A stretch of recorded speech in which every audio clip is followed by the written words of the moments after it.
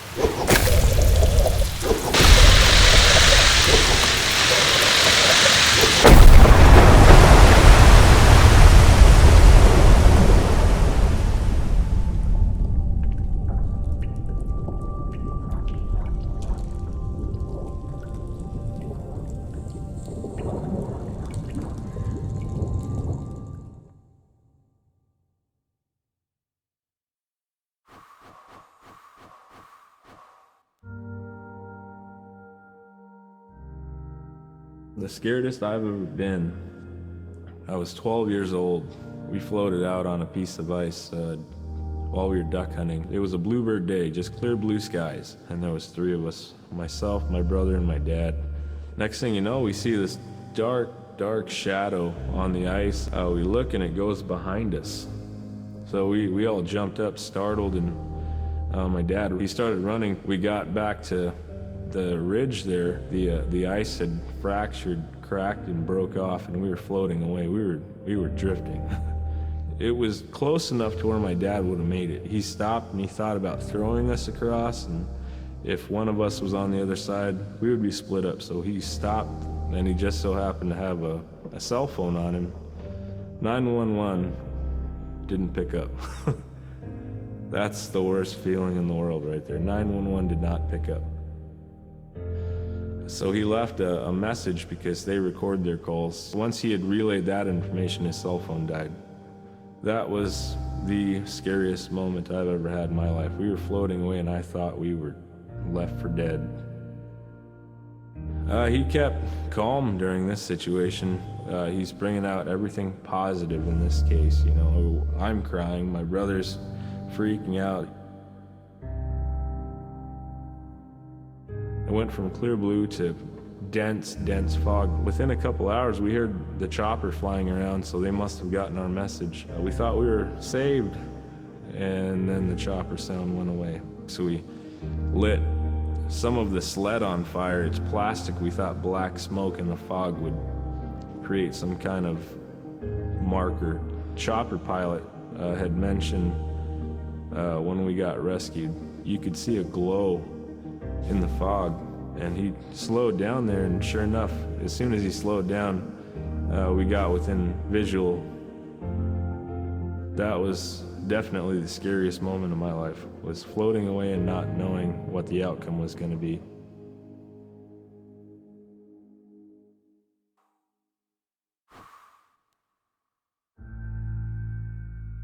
We're very much aware of the climate change. And it's been for many years, even before climatologists were noticing the change, Inuit were already saying, "Sila alangoktok." Our climate is changing. If the heat is going the way it is right now, for us it's going to be pretty bad. Different birds are coming, and they're coming earlier, and sometimes rain is more than what we want. Because when there's more rain, we know it's going to melt the permafrost. In my time as a young whaler, when I was 9 years old, we're hunting from ice that was about 25 feet thick. And there was giant icebergs already floating, coming by. That was the first signs of a changing climate. Ice that never broke before was now moving. Now, here it is 50 years later, we're hunting whale from ice that's 18 inches thick. There's no more thick ice.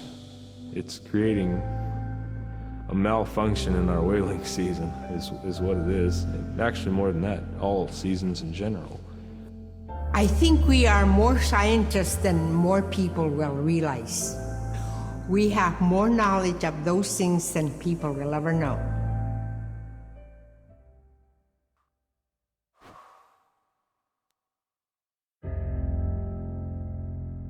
My brother was out seal hunting.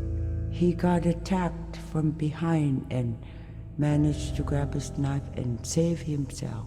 When he came to realize, oh no, it's a mother. We've always known traditionally that we avoid killing a mother. It's always been sacred to us to protect them. He had to present himself to the council, and so he was given the job to mother the baby, and we kept it. It got so big, it went over the barricade one day and got to the dog food, and that was an indication that, brother better go teach it how to survive on its own. So he did. I really got attached to the bear because I more or less grew up with it. And some days when brother took him walking, once in a great while he'd put me on the bear and I would ride on it like a horse. I was just happiest little girl in the world.